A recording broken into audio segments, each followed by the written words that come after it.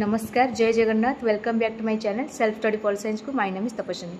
So friends, आउ गोटे कथा भी तो दुनिया रे सही मनीष दुख पाए जो मनीष पाखरे किसी काम न थाए, जो मनीष कामर प्रायोरिटी कौन बुझंती निजपाई कौटा दरकार, मो पाई कौटा कले मो पाई भल हम से बुझंती कि जानवा को चेष्टा करते खालीटारे बसी जाती। से मनीष ही अलसुआ, से मनीष ही कष्ट पाए, लाइफ रे सब क्षेत्र में कष्ट पाए।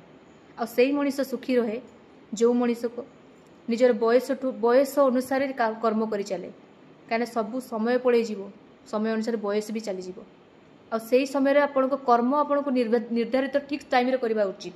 जे आम कौ कर्म कले आम सांगे सांगे आम सफलता दिगरे पहुँचवा।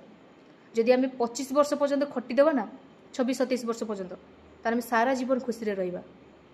ताहले जदि आम 30 वर्ष 35 वर्ष पर्यंत जदि एंजॉय करवा ना आमको चाकरी खंडे मिल ना, आम कौटी भल काम पाइपर, उल्टी निंदा पाइबा। घर लोक पाखर आरंभ कर फैमिली रिलेटिव साई पड़ोसा समस्त निंदा करेंगे।